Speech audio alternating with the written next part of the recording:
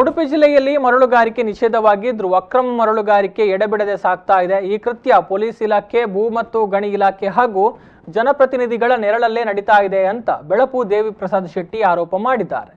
ಸಂಜೆ ಆಗ್ತಾ ಇದ್ದಂತೆ ಮುಲ್ಕೆ ಕಡೆಯಿಂದ ಸಾಲುಗಟ್ಟಿ ವಾಯು ವೇಗದಲ್ಲಿ ಟಿಪ್ಪರ್ಗಳಲ್ಲಿ ಉಡುಪಿ ಜಿಲ್ಲೆಯ ಕಡೆ ಅಕ್ರಮವಾಗಿ ಮರಳು ಸಾಗಾಟವಾಗ್ತಾ ಇದೆ. ಹೆಜಮಾಡಿಯಲ್ಲಿ ಗಡಿ ಕಾಯುವ ಪೊಲೀಸರು ಎಲ್ಲ ವಾಹನಗಳನ್ನು ತಡೆದು ಪರಿಶೀಲನೆ ಮಾಡಿದ್ರು. ಮರಳು ವಾಹನಗಳಿಗೆ ಯಾವುದೇ ಅಡ್ಡಿ ಮಾಡದೆ ಜಿಲ್ಲೆಗೆ ಎಂಟ್ರಿ ಕೊಡ್ತಾ ಇರೋದು ನಿರಂತರವಾಗಿ ನಡೀತಾ ಇದೆ ಅಂತ ಆರೋಪಿಸಿದ್ದಾರೆ. ಇಲ್ಲಿ ರಾತ್ರೋರಾತ್ರಿ ಹಗಲು ರಾತ್ರಿ ಅನ್ನದೇ ಮರಳಿನ ದರೋಡೆ ಮಾಡಿದ್ರು. ಈ ಬಗ್ಗೆ ಯಾರು ಚಕಾರ ಎತ್ತುವುದಿಲ್ಲ.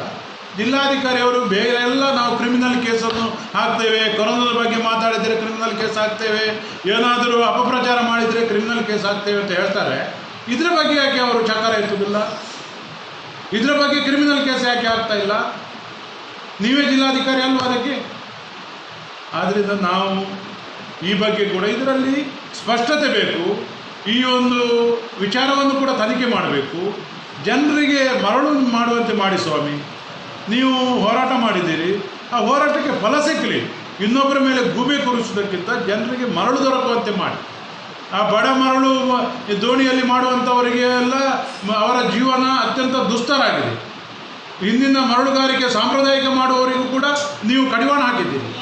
ನಿಮಗೆ ಬೇಕಾದಾಗಿ ಬೇಕಾಗುವ ರೀತಿ ಮಾಡೋದು, ಕೇರಳಕ್ಕೆ ಸಾಗಾಟ ಮಾಡೋದು, ಶಿವಮೊಗ್ಗಕ್ಕೆ ಸಾಗಾಟ ಮಾಡೋದು, ಅಂತರ್ಜಿಲ್ಲೆಗೆ ಸಾಗಾಟ ಮಾಡೋದು, ಇದು ನ್ಯಾಯನ? ಇದಕ್ಕೆ ನಾವು ಕಡಿವಾಣ ಆಗಬೇಕು ಅಂತ ನಾವು